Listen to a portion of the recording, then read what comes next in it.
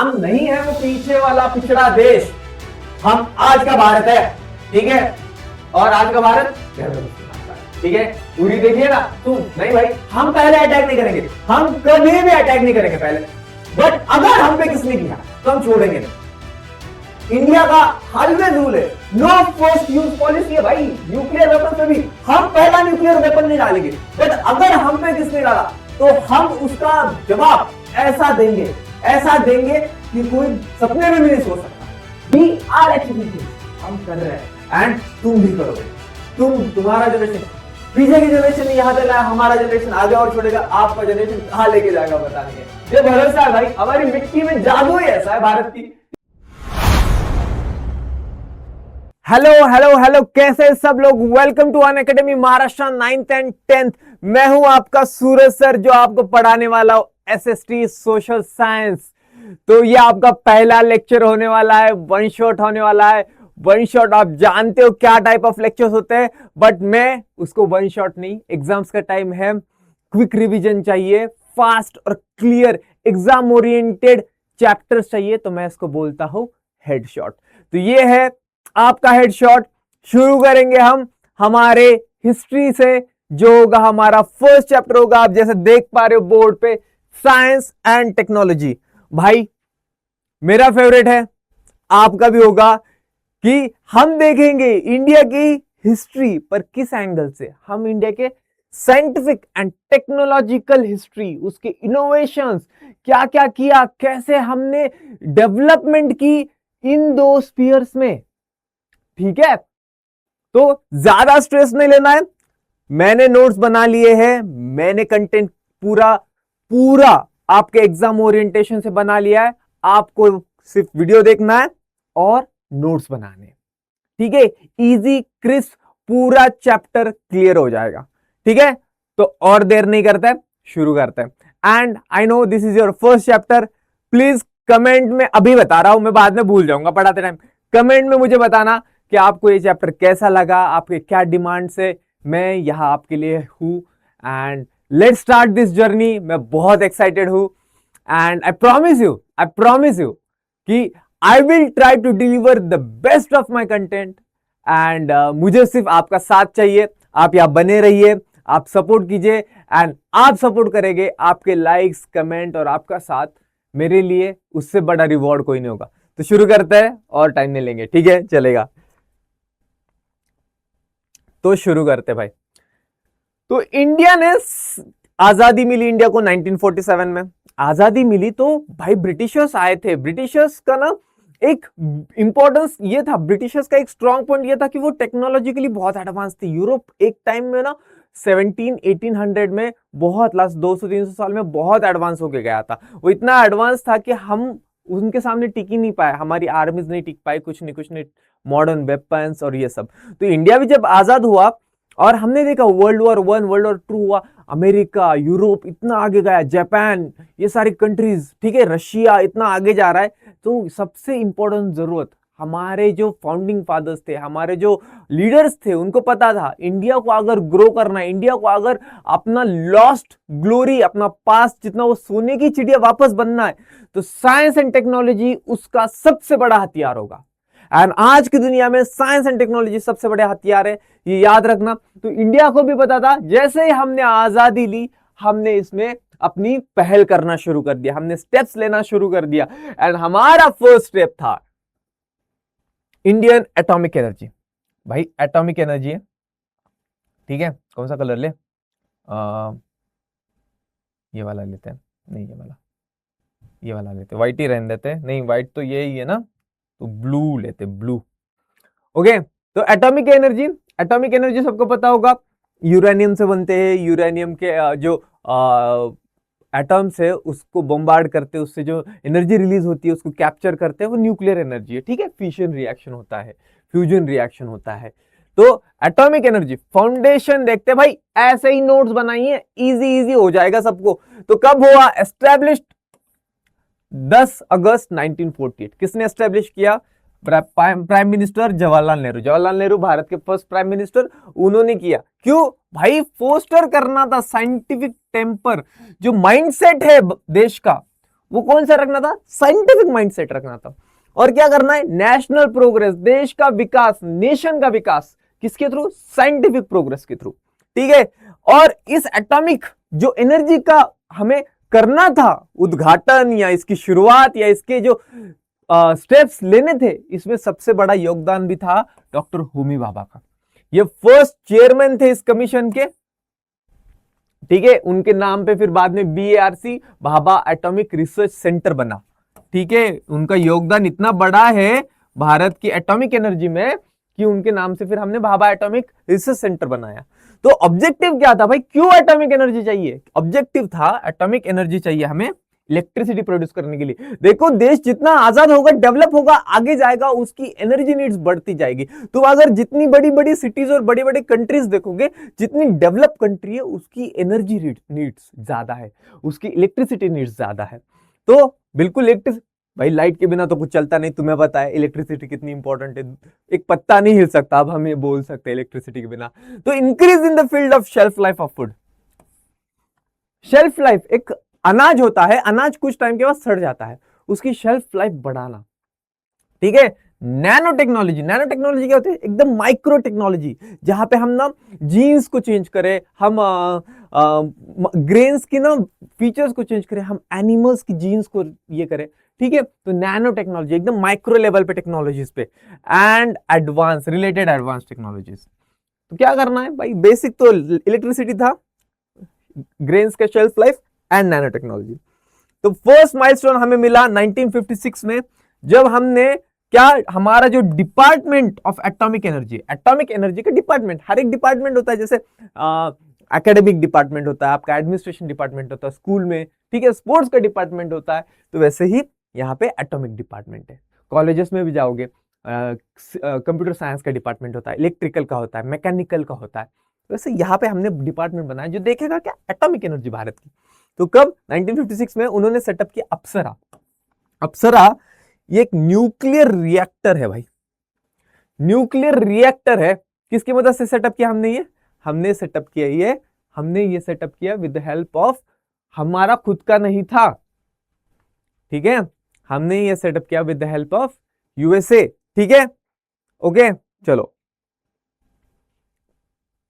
तो देखो, ये है इंडिया का फर्स्ट न्यूक्लियर रिएक्टर, नाम है अप्सरा। कितना एनर्जी था? 1 मेगावाट एनर्जी। ये थोड़ा सा एक्स्ट्रा है, डिजाइन किया था होमी भाभा ने एंड इंडियन साइंटिस्ट ने बिल्ड किया था इसको। ठीक है। चलो, atomic power station were established eight Tarapur and Kalpakkam. Tarapur Maharashtra में है, कलपक्कम इन तमिलनाडु। तो इसमें यूज कौन सा हो रहा है? थोरियम हो रहा है। दो रेडियो एक्टिव एलिमेंट्स होते हैं, रेडियो एक्टिव सब्सटेंसेस होते हैं, जैसे यूरेनियम है, प्लूटोनियम है और थोरियम है। तो थोरियम हमारे पास बहुत ज्यादा है, केरला में मिलता है। केरला की जो बीचेस है ना, उस सैंड में मिलता है, मोनोजाइट सैंड होती है और उसमें वो मिलता है थोरियम। तो डिपार्टमेंट ऑफ एटॉमिक एनर्जी बनाया गया, जो सारे न्यूक्लियर प्रोजेक्ट्स, भारत के सारे न्यूक्लियर प्रोजेक्ट देखेगा। आप ना ये बेटा आप स्क्रीनशॉट ले सकते हो, मैं थोड़ा सा साइड में हो जाता हूं, आप स्क्रीनशॉट ले लो, आपको नोट्स में यूज होगा। ठीक है, ले लिया? चलो आगे जाते हैं। ठीक है, आपने मुझे बताना है आपको क्या चाहिए। ठीक है, हर एक लेक्चर के नीचे मुझे कमेंट चाहिए, आपके इनपुट्स चाहिए, इससे ही मुझे अंडरस्टैंडिंग आएगी, आपकी नीड्स समझेंगे। आप बोलेंगे नहीं, आप बताएंगे नहीं तो समझेगा नहीं। ठीक है, वैसे करते हैं, यू से I will listen, I will teach, you learn. Okay, simple. चलो, तो फिर हेवी वाटर प्लांट्स बनाए हमने, एस्टेब्लिश किया, वडोदरा, तालचेर, टुटीकोरिन और कोटा। हेवी वाटर क्या होता है? देखो, न्यूक्लियर रिएक्शन ना बहुत ज्यादा अनकंट्रोल हो गया तो वो एक्सप्लोजन हो सकता है, कुछ भी प्रॉब्लम्स हो सकती है, डिजास्टर हो सकता है। तो उसको कंट्रोल करने के लिए ना हेवी वाटर होता है। हेवी वाटर कुछ नहीं है भाई, हाइड्रोजन का एक आइसोटोप है। ठीक है, आइसोटोप तो पता होंगे तुम्हें, केमिस्ट्री में पढ़ते हो। नहीं पता तो आपके जो नेक्स्ट केमिस्ट्री के टीचर आएंगे, जो मैं बताऊंगा नहीं, आपको पता चलेगा, आप देख लेना वन शॉट किसका आता है केमिस्ट्री का। ठीक है, चलो, तो रिएक्टर रिसर्च सेंटर आए कहां पे? कलपक्कम, एंड डेवलप किया advance technology for energy generation. फिर हेवी वाटर बोर्ड बनाया गया जो मैन्युफैक्चर करेगा हेवी वाटर जो रिएक्टर्स में यूज होगा। ठीक है, 28 फरवरी इज सेलिब्रेटेड और world as science day. Okay, अब ठीक है, समझ में आया? Let's move ahead. ओके, तो नेक्स्ट न्यूक्लियर पावर प्लांट है Dhruva nuclear power plant. Dhruva nuclear power plant कब बना? 1985, ट्रॉम्बे, महाराष्ट्र, मुंबई। तो ये इसका इंपॉर्टेंस क्या है? ध्रुव न्यूक्लियर पावर प्लांट का इंपॉर्टेंस क्या है? रिएक्टर का इंपॉर्टेंस क्या है? कि वो इंडिजिनसली बिल्ट है। इंडिजिनसली बिल्ड है मतलब क्या भाई? हमने खुद पूरा टेक्नोलॉजी, पूरा जो भी रिसर्च है, सब कुछ इंडिया का है। बाहर से हमने कुछ हेल्प नहीं ली। पहले में ली थी हेल्प, अभी कुछ हेल्प नहीं ली, पूरा का पूरा हमने बनाया। ठीक है, तो प्रोड्यूसेस कितना? 315 radio active substances used in industry, agriculture and medicine. इसका यूज कहाँ कहाँ होता है भाई? यहाँ होता है, इंडस्ट्री में होता है, एग्रीकल्चर में होता है, मेडिसिन में होता है। ठीक है, चलो, तो न्यूक्लियर अब हमने बनाया NPCI. NPCI nuclear power corporation of India कब? 1987 में। बेटा मैंने ये नोट्स दिए हैं, ऐसे के ऐसे रखने हैं, इजी हो जाएगा। ठीक है आपको। तो गोल क्या था भाई इनका? इन्होंने बनाया इसलिए क्योंकि भाई हमें क्या करना है? सेफ, चीप और इको फ्रेंडली इलेक्ट्रिसिटी जनरेट करनी है एटॉमिक एनर्जी यूज करके। एटॉमिक एनर्जी यूज करके हमें जनरेट करना है इलेक्ट्रिसिटी, वीज निर्माण करायची। ठीक है, तो चला, contributes to India self sufficiency in power. भाई आत्मनिर्भर बनेगा भारत। ठीक है, आत्मनिर्भरता आएगी किसमें? एनर्जी, पावर के मामले में। तो इंडिया बन रहा है सेल्फ रिलायंट, सेल्फ सफिशिएंट। इसलिए ये बोर्ड्स बने, ये काम करेंगे डेवलपमेंट के लिए, साइंटिफिक रिसर्च करने के लिए, साइंटिफिक एडवांसमेंट्स करने के लिए। ठीक है, चलो, तो बस अभी देखो, हमने जब न्यूक्लियर पावर प्लांट या न्यूक्लियर एनर्जी बनाने का फैसला लिया था, हमने बोला था ये की चीज हम पीसफुल मेथड्स के लिए यूज करेंगे सर। हम इसको यूज करेंगे बेनिफिट्स के लिए, हम इसको यूज करेंगे कि हम हमारे देश को और हमारे लोगों को प्रॉस्परस बना पाए। बट जैसे हम जानते हैं कि इट्स ऑल अबाउट थोड़ा सा पावर भी होना चाहिए। पावर इज पावर, थोड़ा डिटरेंस का पावर। मतलब क्या? कोई अगर तुम्हें कुछ बोले तो बोलने के पहले सोचे, तुम्हारे पास उतना पावर तो होना चाहिए। तुम कुछ नहीं बोलोगे, तुम सामने वाले को हर्ट नहीं करोगे, तुम सामने वाले को हार्म नहीं करोगे, तुम सामने वाले को परेशान नहीं करोगे, बट कोई तुम्हें परेशान करे तो तुम इतने स्ट्रांग होने चाहिए कि तुम उसको टक्कर दे पाओ, मुकाबला कर पाओ। राइट?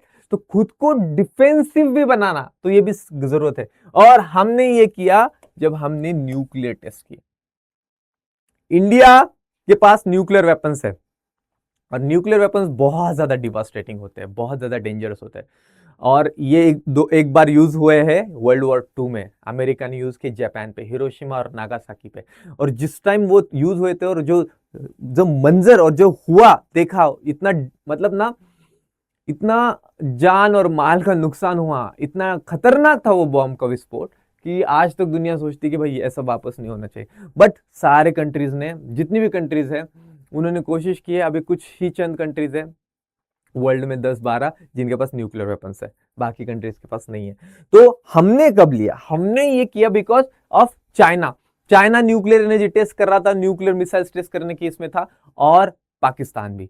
तो हमने हमारी डिफेंस के लिए, इसलिए नहीं कि हमें अटैक करना है उन पे, ऑफेंस करने के लिए नहीं, डिफेंस करने के लिए। कोई हम पे करे तो हम स्ट्रांग रहे। ठीक है, तो हमारा फर्स्ट न्यूक्लियर टेस्ट 18 मई 1974 पोखरण में हुआ। कहां पे? पोखरण में। इंदिरा गांधी प्राइम मिनिस्टर थे, राजस्थान पोखरण में एक मिलिट्री बेस है, वहां पे हुआ है। ठीक है, परमाणु बोलकर मूवी भी आई है। ठीक है, the test was carried out in line with India's policy of using nuclear energy for peaceful purposes and self sufficiency. हमारा गोल एक ही है, हमारा एम एक ही है। न्यूक्लियर एनर्जी क्यों चाहिए भाई?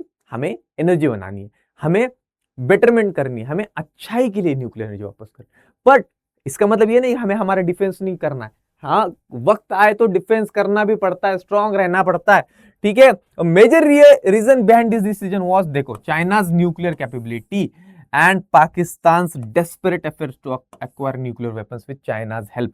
तो क्या चाइना का nuclear capability, China nuclear capable बन गया था, और फिर क्या पाकिस्तान भी उसकी मदद से बनना चाहता था। तो हमने ये सोचा भाई हमारे नेबर्स है और ये हमारे वॉर्स भी हुए उनसे, तो अगली बार अगर वॉर हो और हमारे पास न्यूक्लियर वेपन्स ना हो तो हमारा पलड़ा कम हो जाएगा ना, उनका भारी रहेगा। तो खुद को सेव करने के लिए हमने न्यूक्लियर वेपन का टेस्ट किया। ठीक है, अमेरिका बिल्कुल नहीं चाहता था। अमेरिका ने अपने को, हमने मांगा अमेरिका से कि हमें दे दो न्यूक्लियर टेक्नोलॉजी, हमें दे दो, हमें मिसाइल टेक्नोलॉजी दे दो, न्यूक्लियर मिसाइल टेक्नोलॉजी। अमेरिका ने मना कर दिया। मना कर दिया तो मना तो कर ही दिया, बट अमेरिका ने ना स्पाई सैटेलाइट्स भी लगाए कि इंडिया कर तो नहीं रहा है। जासूसी करता था अमेरिका हमारी, क्योंकि उस टाइम पे हमारे इतने क्लोज रिलेशंस नहीं थे अमेरिका के साथ, हमारे थे रशिया के साथ।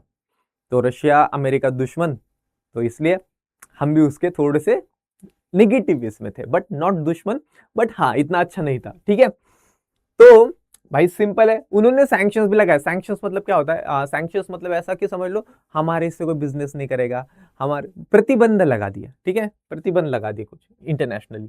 तो चलो न्यूक्लियर टेस्ट, फिर क्या हुआ? साइंटिस्ट जैसे डॉक्टर होमी सेटना, कौन थे? चेयरमैन थे एटॉमिक एनर्जी कमीशन के, एटॉमिक एनर्जी लगती है न्यूक्लियर एनर्जी। और doctor Raja Ramanna, director Bhabha atomic research centre. इनके बहुत इंपॉर्टेंट की रोल्स है। प्राइम मिनिस्टर इंदिरा गांधी ने डिसीजन लिया कि भाई हमें टेस्ट करना है, हमें खुद को सफिशिएंट बनना है, इंडिया को स्ट्रांग बनना है, तो डिफेंसिव पावर लगानी है। पोखरण को चूज किया गया, क्यों भैया? ह्यूमन सेटलमेंट से दूर है, कि वो विस्फोट हो, बॉम्ब ब्लास्ट हो, वो जो ब्लास्ट होने के बाद, एक्सप्लोजन होने के बाद ह्यूमंस को उसका खतरा ना हो, इसलिए बिल्कुल ह्यूमन सेटलमेंट से दूर। और यहाँ पे नो ग्राउंड वाटर रिजर्व है। क्यों? क्योंकि वो ना ऐसा जमीन के नीचे स्पोर्ट करते हैं, उसका जमीन के नीचे खोद के उसको जमीन में बॉम्ब डालते हैं और उसको एक्सप्लोजन करते हैं टेस्ट करने के लिए, क्योंकि फिर उससे ना ज्यादा एटमॉस्फेयर में रेडिएशन फैलता नहीं है।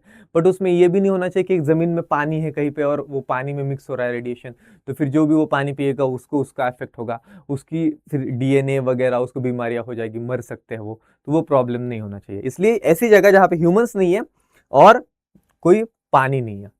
तो ये टेस्ट थे। पहला मैं बताता हूं, पोखरण में 1974 फर्स्ट न्यूक्लियर एक्सप्लोजन लिया था, और राजस्थान पोखरण टेस्ट रेंज जो इंडियन आर्मी ने किया था, ठीक है, उनकी मदद से was the first confirm nuclear test outside the 5 permanent members of united security council.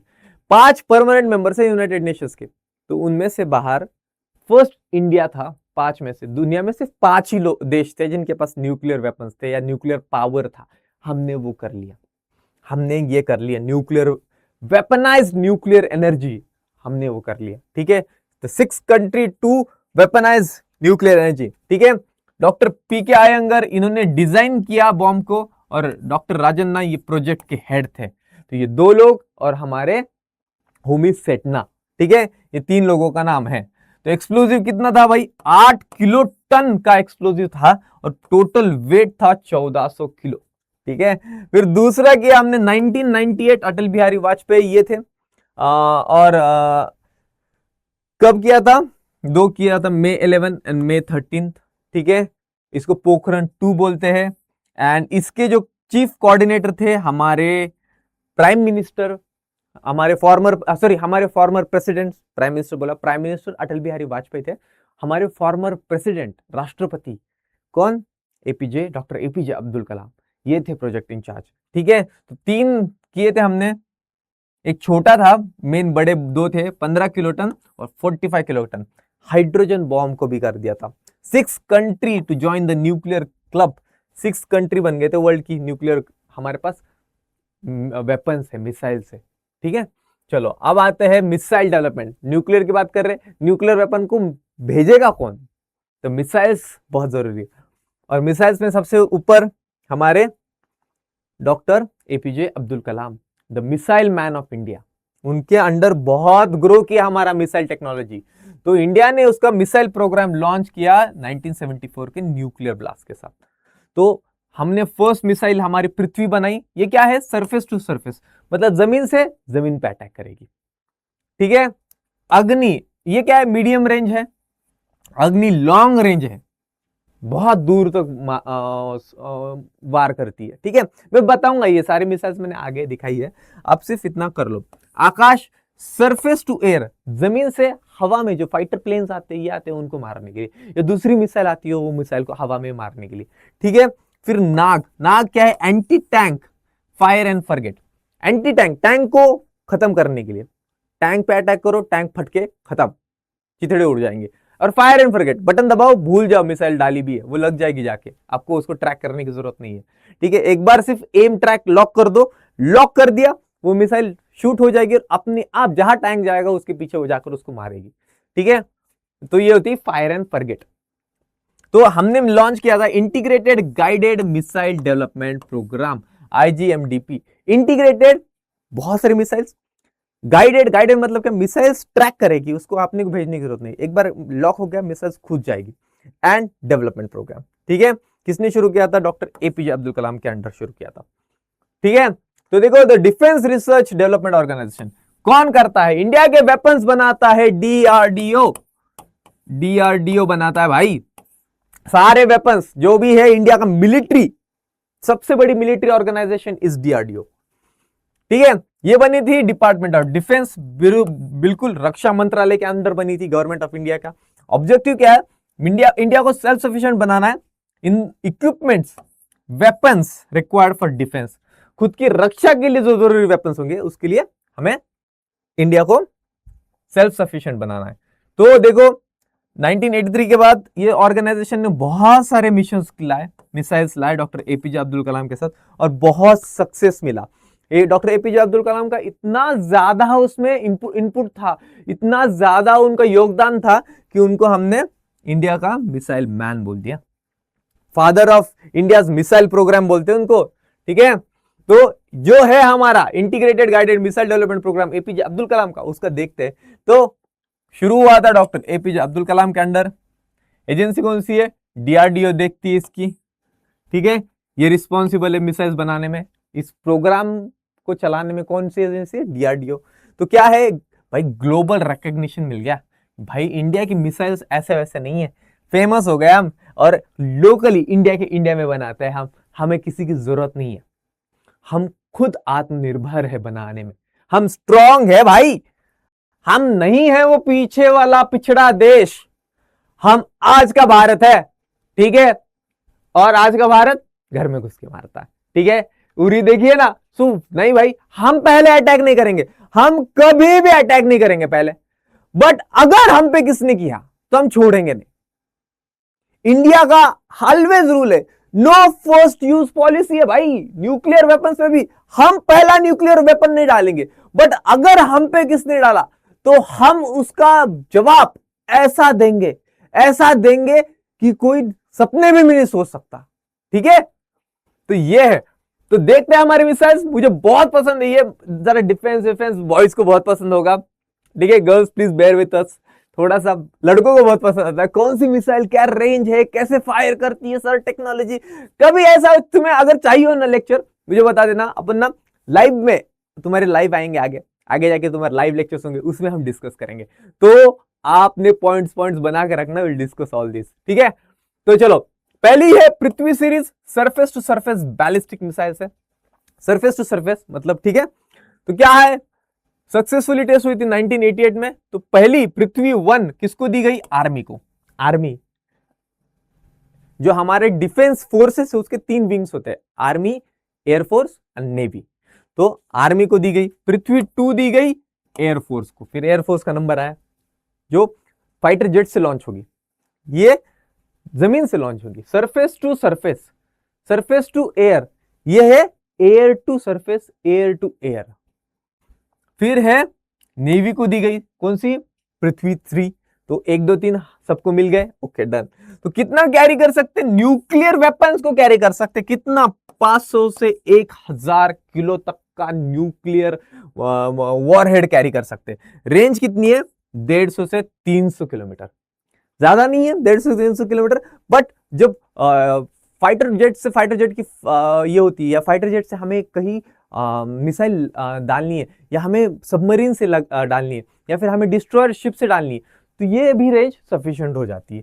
ठीक है, फिर आते हैं अग्नि। अग्नि लॉन्ग रेंज है, ये शॉर्ट के लिए, अब लॉन्ग के लिए। तो लॉन्ग अग्नि फर्स्ट, अग्नि 1 वॉज टेस्टेड इन 1989। तो क्या कर रहा है भाई? डेमोन्स्ट्रेट कर रहा है चाइना और पाकिस्तान को, हम भी ग्रो कर रहे हैं भाई, यहां से हम कहीं पे भी हिट कर सकते हैं आपके देश में। तो अग्नि 1 की रेंज 700 किलोमीटर थी। तो बाद में अग्नि 2, अग्नि 3 भी आया, अभी अग्नि 5 आया है, 8000 रेंज। अग्नि 6 आने वाला है, 10 से 12,000 किलोमीटर की रेंज भाई। यहां से बीजिंग हिट हो सकता है, यहां से पाकिस्तान पूरा कवर्ड हो सकता है, अफगानिस्तान तक। तो ये है तुम्हारी पृथ्वी, ठीक है। तो ये देखो मैंने थोड़ा सा तुम्हें अच्छा लगेगा बॉयज को तो मैंने लाया, तुमको अच्छा लगेगा तो। K4 भी हमने एक मिसाइल है, K4 सीरीज ना सागरिका बोलते हैं उसे, वो ना सबमरीन से लॉन्च होती है। बहुत ये होता है सबमरीन का, क्यों पता है? तुमने अगर सबमरीन यहां डाली, यहां से ये पूरा एरिया कवर हो जाएगा। तुमने सबमरीन समझ लो यहां से उठा के यहां डाल दी, पानी के अंदर चलती है, यहां तक चली गई, ये पूरा एरिया कवर हो जाएगा। तो सबमरीन लॉन्च बैलिस्टिक मिसाइल्स बहुत ज्यादा, एसबीएम बहुत ज्यादा इंपॉर्टेंट और स्ट्रैटेजिक और बहुत डेडली होती है, ठीक है। तो देखो कौन सी है हमारी अग्नि 6। भाई अग्नि 6 देखो, अग्नि 6 का रेंज देखो, यहां से अगर डाली तो पूरा एशिया, पूरा अफ्रीका, पूरा साउथ अमेरिका, ऑस्ट्रेलिया कवर हो रहा है, इतनी रेंज है। तो ये हमारे डॉक्टर एपीजे अब्दुल कलाम खान साहब की तरफ से है, doctor APJ Abdul Kalam and great man, ठीक है। चलो आगे जाते हैं, आकाश एंड नाग मिसाइल्स। तो आकाश है 1990 में, सरफेस टू एयर है, आकाश में जाएगी तो कहां से, जमीन से आकाश में जाएगी, सुपरसोनिक स्पीड से जाएगी और 30 किलोमीटर की रेंज है, 720 kg ऑफ एक्सप्लोजन लेके जा सकती है। ऐसी है देखो भाई, देखा है कभी जो रिपब्लिक डे परेड हो गया अभी 26 जनवरी को, तो देख लेना ये मिसाइल्स का डिस्प्ले होता है, ठीक है। फिर है नाग, एंटी टैंक है, एंटी टैंक टैंक्स को डिस्ट्रॉय करने के लिए फायर एंड फॉरगेट प्रोटोकॉल होता है और एकदम गाइडेंस से चलती है। ऐसे इसका टैंक ही छोटा छोटा, ये टैंक दूसरे टैंक को गिराता है, यहां से मिसाइल जाती है, अटैक करती है, लॉक करती है, अटैक करती है, ये टैंक अपना अपना निकल जाता है, वो मिसाइल उस टैंक को फोड़ देती है। इतना मस्त मिसाइल है वो, ठीक है नाग।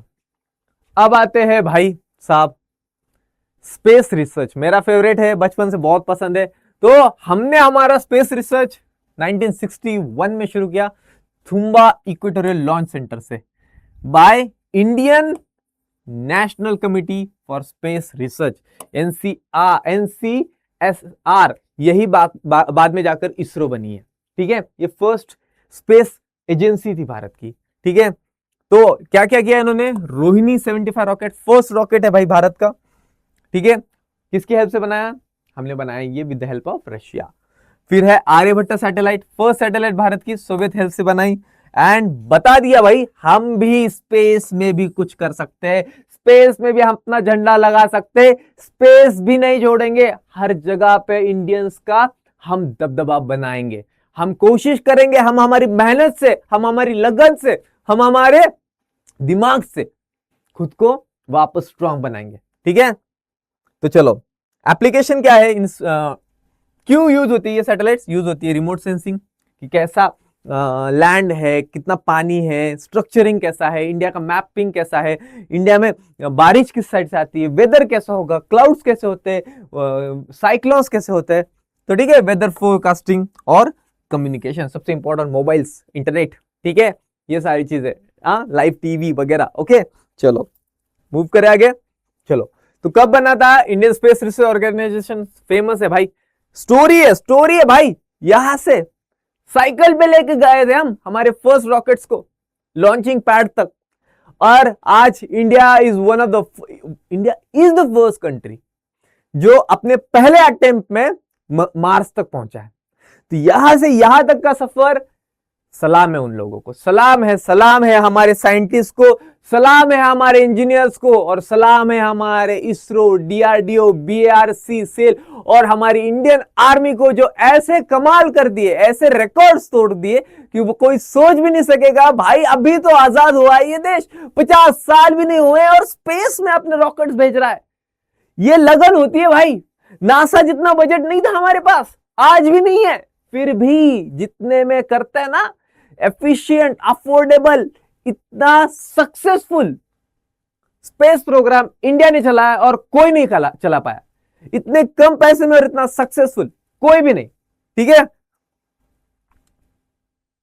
तो चलो, तो इसरो का देखते हैं भाई, जोश आ जाता है ये चीजें, इसरो, आर्मी, ठीक है, हमारा स्पेस प्रोग्राम, हमारा मिसाइल का टेक्नोलॉजी, मजा आ जाता है कि वी आर अचीविंग थिंग्स, हम कर रहे हैं एंड तुम भी करोगे। तुम्हारा जनरेशन पीछे की जनरेशन ने यहां तक लाया, हमारा जनरेशन आगे और छोड़ेगा, आपका जनरेशन कहां लेके जाएगा पता नहीं है। ये भरोसा है भाई, हमारी मिट्टी में जादू ही ऐसा है भारत की। ठीक है, ठीक है, चलो। तो इसरो हेडक्वार्टर्स बैंगलोर, मैं भी अभी यही हूं, मेरे बाजू में मैं रहता हूं, उसके बाजू में ही इसरो कॉलोनी है। ठीक है, ओके। तो पर्पस क्या है भाई? स्पेस रिसर्च और सैटेलाइट डेवलपमेंट। बिल्कुल, स्पेस का रिसर्च लॉन्च कहां से करते? श्रीहरिकोटा, आंध्र प्रदेश।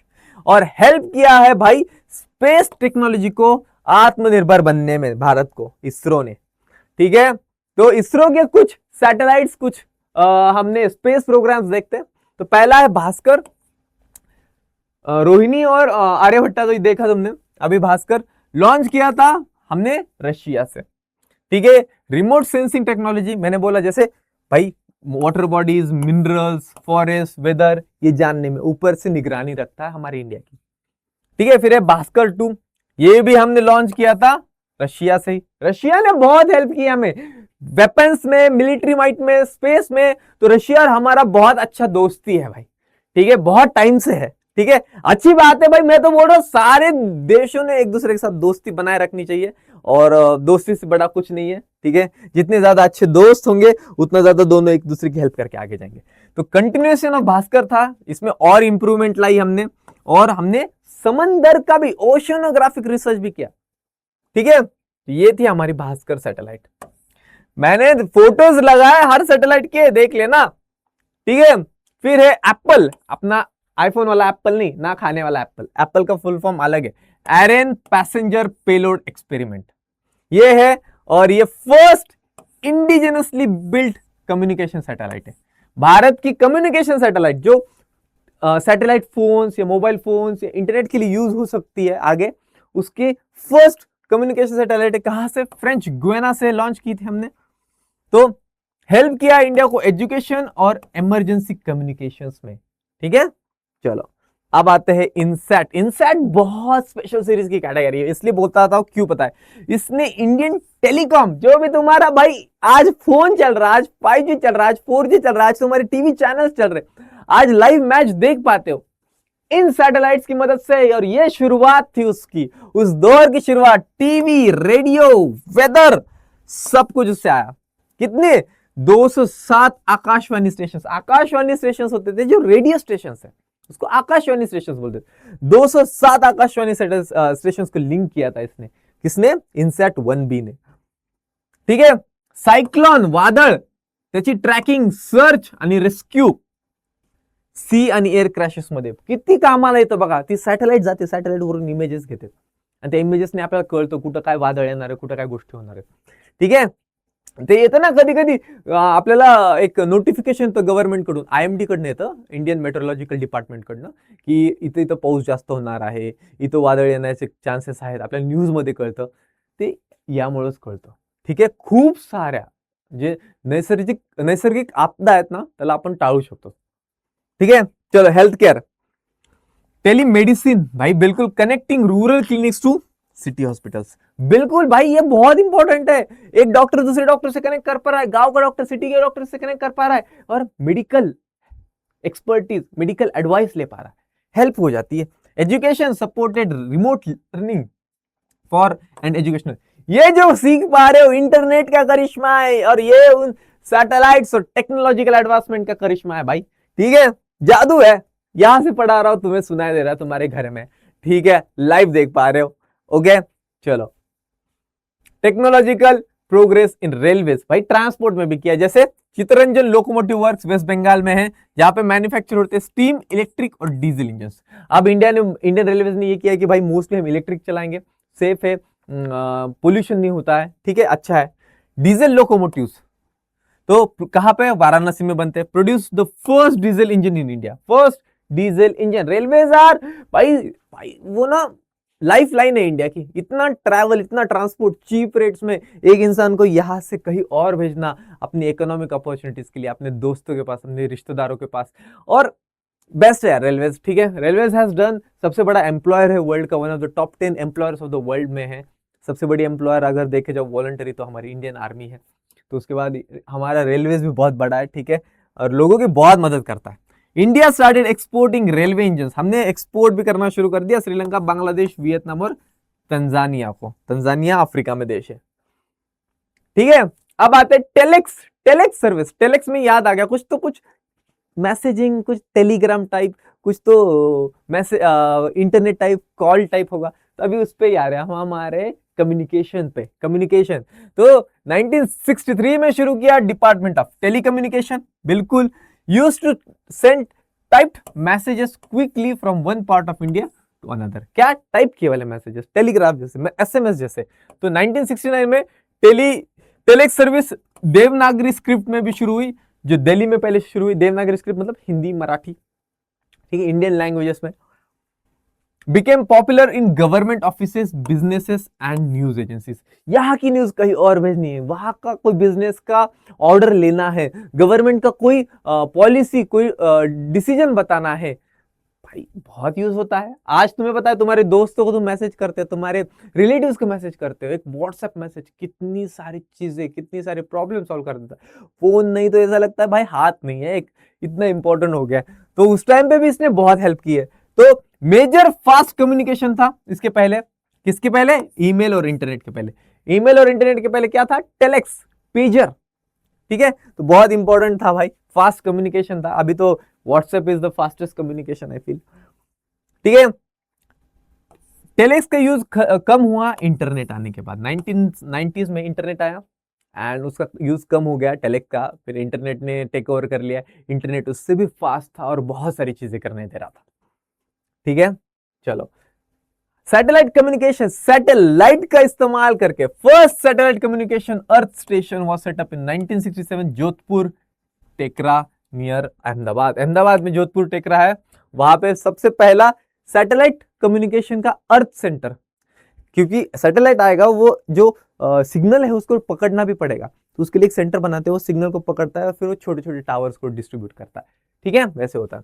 तो हेल्प किया इंडिया को खुद का सैटेलाइट कम्युनिकेशन बनाने में। तुमने कभी देखा है मूवीज में कहीं कहीं पे कि शिप पे होता है, इतना बड़ा फोन होता है, और शिप पे तो कहीं टावर नहीं है, आजू बाजू समंदर है, तो समंदर के आजू बाजू तो टावर नहीं है, समंदर में कहाँ टावर लगाएंगे, तो सिग्नल कहाँ से आएगा। तो वो जो सैटेलाइट फोन होता है, इतना बड़ा होता है काला, वो सैटेलाइट फोन डायरेक्टली सैटेलाइट से कनेक्शन होता है। तो यहाँ से तुम कॉल करोगे सैटेलाइट से, फिर दूसरे रिसीवर पे जाएगा वो। तो सैटेलाइट फोन होता है। इसको हैक करना भी बहुत मुश्किल हो जाता है, क्योंकि तुम बीच में कोई कुछ इंटरसेप्ट नहीं कर सकते हो, बहुत इनक्रिप्टेड होता है, ठीक है। चलो, use for training scientist and technicians in handling satellite communication. बिल्कुल, सैटेलाइट कम्युनिकेशन आया तो क्या होता है, जब तुम चीजें आती है, यूज करते हो, क्या होता है, उससे और एडवांसमेंट होती है, ठीक है। 1970 में अनदर एडवांस सेंटर एस्टेब्लिश किया, आरवी इन पुणे। पुणे में आरवी में ये कर दिया, marked major step in India becoming self reliant in communication technology using satellite. तो सैटेलाइट कम्युनिकेशन में हमने बहुत एडवांसमेंट की है, एंड एक बहुत बड़ा स्टेप था ये, दो जो चीजें हुई है, ठीक है। चलो आ जाते हैं पोस्टल सर्विस। अरे भाई, लिखे जो खत तुझे तेरी याद में, हजारों रंग के नजारे बन गए। It's a very old and popular song, कभी लिखे जो खत तुझे, कभी सुनना, ठीक है, बहुत सूदिंग सॉन्ग है। तो खत की बारी आती है, और भाई इसने ना संदेश आते हैं, जब चिट्ठी आती है, ठीक है। This is what connected people of India, emotions, love, kindness, friendship, कितना भी डिस्टेंस हो, बहुत बड़ा काम किया है इन्होंने एक टाइम तक। अभी इनका मतलब, अभी ये पीछे रह गए, पीछे छूट गए, इनको कोई याद नहीं कर रहा है। बट भाई एक वक्त था इनका कि इनका मतलब, जब वो पोस्टमैन आता था ना, ऐसा लगता था कि कोई रिलेटिव आया है, क्योंकि वो अपने जो लव्ड वंस है, हमारे जो प्यारे लोग होते हैं, उनके मैसेजेस लाता है, ठीक है। तो भाई पोस्टल डिपार्टमेंट, तो हमारा एक पिन कोड होता है, पिन कोड सबका होता है, जिससे तुम्हें कुरियर आता है, जैसे ऑर्डर करते हो। मेरा 43 बताऊंगा नहीं पूरा, लाइव में बताऊंगा मैं कहां से हूं, क्या हूं, यहाँ नहीं, वन शॉट है, ठीक है। तो चलो, तो 6 डिजिट नंबर है जो fast and accurate mail delivery करता है, मतलब आपकी चीजों को डिलीवर करता है, ठीक है, पोस्ट के थ्रू। तो 6 डिजिट नंबर है, इसका मतलब क्या है, फर्स्ट डिजिट रीजन होता है, सेकेंड डिजिट सब रीजन होता है, थर्ड डिजिट डिस्ट्रिक्ट होती है, सॉर्टिंग डिस्ट्रिक्ट, और लास्ट 3 डिजिट तुम्हारा लोकल पोस्ट ऑफिस का नंबर होता है। तो ऐसा होता है, जैसे महाराष्ट्र में मुंबई का है 400001, तो 4 क्या है महाराष्ट्र के वेस्टर्न रीजन का नंबर है, 0 क्या है महाराष्ट्र का सब रीजन जहां से ये आ रहा है, ठीक है, और 0 मुंबई डिस्ट्रिक्ट का, और 001 पोस्ट ऑफिस साउथ मुंबई का। जैसे महाराष्ट्र को 4 डिजिट में मिले, 4 केस में मिले, ठीक है, क्योंकि postal services Indian postal service Maharashtra की नहीं है, तो हमारे महाराष्ट्र के लिए जो डिजिट्स है वो 4 से शुरू होते हैं सारे, 40, 41, 42, 43, ठीक है। चलो अब आते हैं ISD, international subscriber dialling. Dialling मतलब भाई कॉल का कुछ होगा, तो देख तो 1971 में डायरेक्ट इंटरनेशनल कॉल्स अलाउ किए गए थे मुंबई टू लंदन। भाई ओवरसीज कम्युनिकेशन सर्विस सेटअप की गई मुंबई में। भाई बिजनेस, मुंबई इंडिया को कनेक्ट करना दुनिया के साथ, बिजनेस करना है, ट्रेड करना है। जितना इंडिया कनेक्ट रहेगा उतना इंडिया ग्रो होगा, हमें आइडियाज आएगी, टेक्नोलॉजी आइडियाज का लेन देन होगा, ठीक है। तो चलो, तो आईएसडी के साथ टेलेक्स, टेलीप्रिंटर और रेडियो इमेजेस भी शुरू हो गए। एंड 1986 में हमने बनाया विदेश संचार निगम लिमिटेड, VSNL, विदेश जो आईएसडी कॉल्स मैनेज करेगा। तो क्या करता था, इंटरनेशनल कम्युनिकेशन का जो भी बागडोर है इसने संभाली, और इंडिया का एक टाइम पे मेन इंटरनेट प्रोवाइडर था। अभी कौन है कमेंट में मुझे बताना, आपका सिम कार्ड कौन सा है, कितनी जीबी का रिचार्ज है। मेरा तो भैया, हमें तो ऑफिस में कितना भी अनलिमिटेड है, ठीक है। ओके चलो, नहीं तो आपको स्ट्रीम कैसे कर पाएंगे हम, फास्ट इंटरनेट नहीं होगा तो, ठीक है। तो fastest internet and giving you the fastest and quickest lectures. तो चलो, इसमें सबसे बड़ा इंपॉर्टेंस था सैम पित्रोदा का, बहुत इस फील्ड में, टेलीकम्युनिकेशन फील्ड में इनका इंपॉर्टेंस था फोन्स को लाने में। तो महानगर टेलीफोन निगम लिमिटेड, MTNL भी शुरू किया, जो क्या करता था, टेलीफोन सर्विस देता था। पता है ना, लैंडलाइन फोन होते थे। लैंडलाइन फोन कौन देता था, BSNL देता था। अपने गांव में BSNL था, बट शहरों में क्या है नाम उसका, MTNL। तो दिल्ली मुंबई बड़ी शहरों में MTNL देता था, उससे इंटरनेट आता था। पहले तुम्हें पता है लैंडलाइन लेना पड़ता था, लैंडलाइन कनेक्शन से ही तुम्हें इंटरनेट मिल सकता था, और वायर से मिलता था, तो दोनों भी। और लैंडलाइन का कितना कॉल होता था, 1 मिनट के 3 रुपए लगते थे तब, ठीक है, मुझे याद है मेरे बचपन में। चलो, तुम्हें पूछना तुम्हारे पापा के टाइम में कितना महंगा था। इनकमिंग को भी पैसे थे, अगर कोई तुम्हें कॉल करेगा ना तो उसके पास तो पैसे होने चाहिए, तुम्हारे भी अकाउंट में पैसे होने चाहिए, तो दोनों क्या करते थे, ठीक है। तो चलो, मोबाइल फोन्स भाई जादू 1994 में शुरू हुए। अर्ली कॉस्ट कितना, 45,000 एक हैंडसेट का, और वो कौन सा, वो बटन वाला, बस एक कॉल जाता था उसमें, और कॉल जाने को भी बहुत टाइम ले लेता था, ठीक है। और 17 रुपए पर मिनट कॉल। देखो भाई, मेरे टाइम पे तो सस्ता हुआ था, बट देखो 1990 17 रुपए पर मिनट, 10 रुपए बात करो 170 रुपए। और भाई 1994 में 170 रुपए बहुत ज्यादा होते हैं, ठीक है, बहुत ज्यादा होते हैं। Entry of private telecom companies made it cheaper and popular. बिल्कुल भाई, कंपटीशन बढ़ता है ना, टेक्नोलॉजी बढ़ती है तो क्या होता है, उसको बनाने में, उसको स्प्रेड करने में पैसे कम लगते हैं, एंड फिर क्या होता है, चीजें सस्ती हो जाती है, ठीक है, कंपटीशन। तो देखो BSNL, भारत संचार निगम लिमिटेड, पूरे भारत में देंगे। तो कभी आई, 2000 में आई, बिल्कुल टेलीकम्युनिकेशन डिपार्टमेंट को रिस्ट्रक्चर करके बनाई है। तो क्या बनाते हैं, टेलीकॉम डिपार्टमेंट क्या करता है भाई, पॉलिसीज बनाता है और प्लानिंग एंड रेगुलेटिंग करता है। ये टेलीकॉम डिपार्टमेंट क्या करता है, सारे जो है ना हमारे एयरटेल, जियो, वोडाफोन आइडिया, इनको मैनेज करता है, इनको, इनके ऊपर निगरानी रखता है, ठीक है, रेगुलेट करता है। तो BSNL भी वैसा ही, BSNL बना था ऑपरेट एंड प्रोवाइड करने टेलीकम्युनिकेशन सर्विसेज, बिल्कुल। लैंडलाइन ऑफर किया, मोबाइल ऑफर किया, ब्रॉडबैंड इंटरनेट कनेक्शन ऑफर किया, ठीक है, स्पेशली रूरल एरियाज में, specially rural and remote areas में, ठीक है। जिससे बदला भाई, this change help improve service delivery and brought modern communication to rural India. जो ग्रामीण भारत है उसको जोड़ा है इंटरनेट से BSNL ने एक वक्त में। जो आज का तुम्हें इंफ्रास्ट्रक्चर दिख रहा है, 4G 5G रेवोल्यूशन दिख रहा है, उसकी नींव है, उसकी बुनियाद थे ये लोग, ठीक है, इसलिए तो पढ़ रहे। अब आते हैं ऑयल एंड नेचुरल गैस। बिल्कुल पेट्रोल जरूरी है सर, पेट्रोल पता है हमें कितना जरूरी, गाड़ियां नहीं चल पाएंगी। तो देखो 1956 में बना था ये ONGC। क्यों बना था भाई, मिनरल ऑयल, पेट्रोल और natural gas, LPG gas, natural gas, CNG होता है ना, उसके डिपॉजिट ढूंढने के लिए भारत में, और increase their production with in the country. बिल्कुल हमें प्रोडक्शन बढ़ाना है। तो फर्स्ट ऑयल फाउंड कहा हुआ था हमें? फर्स्ट ऑयल दिग्बॉय आसाम में ओएनजीसी ने ढूंढा था। ठीक है, वैसे तो ये फर्स्ट ऑयल ओएनजीसी नहीं, ब्रिटिशर्स ने ढूंढा था। दिग्बॉय में ब्रिटिशर्स चाय का प्लांटेशन करने गए थे, वहां पे उन्हें दिग्बॉय में ऑयल मिला था, मिनरल ऑयल, फर्स्ट इंडिया का। ठीक है, ओएनजीसी ने कहां पे ढूंढा? अंकलेश्वर और गल्फ ऑफ खंबत गुजरात में। 1974 में ओएनजीसी ने ड्रिलिंग करना शुरू कर दिया बॉम्बे हाय। मुंबईचे जे किनारपट्टी ना, समुद्र आहे ना, थोडंसं मुंबईपासून समजा थोडं समुद्राच्या मधात, त्यांनी समुद्राच्या मधात ड्रिलिंग करायला सुरू केली आणि तिथे त्यांना सापडले बघा, with the help of Russian scientist उनको वहां पे ऑयल मिल गया और उन्होंने वहां पे एक स्पेशल ड्रिल शिप लगाई, उसका नाम था सागर सम्राट, और वहां से फिर मिनरल ऑयल निकालना शुरू कर दिया। भारत का सबसे ज्यादा मिनरल ऑयल यहां से निकलता है हमें। तो कितना बॉम्बे हाय का कॉन्ट्रीब्यूशन है देखो, 38% of India total mineral oil म्हणजे काय? पेट्रोल, डिझेल, क्रूड ऑइल, आणि 14% of total crude oil demand. भारताची 100% मधली टोटल डिमांड असेल जर पेट्रोलची, डिझेलची, त्याच्यातली 14% आपल्याला इथून येते, मुंबई हाय। ठीक है, so yes, that is your one shot. हमारा पहला वन शॉट है। प्लीज बता देना what you like, what you didn't like, आपकी नीड्स क्या है, जरूरतें क्या है। मी तुमचा सूरज सर, मैं आपके लिए यहाँ पे हमेशा हूं। ठीक है, तो बेझिझक होकर, अपना बड़ा भाई समझकर मुझे जो पूछना है पूछिए, आपको जो एक्सपीरियंस शेयर करना है, फीडबैक देना है दीजिए। And I hope you love this lecture. And मैं ऐसे पढ़ाता हूं, फर्स्ट था और अच्छे से पढ़ाएंगे, एंड लाइव में तो बहुत मजा करेंगे भाई, फुल डिस्कशंस के साथ, कम्युनिकेशन के साथ, स्टोरीज के साथ पढ़ाऊंगा। ठीक है, अभी के लिए यहां पे रुक जाते हैं।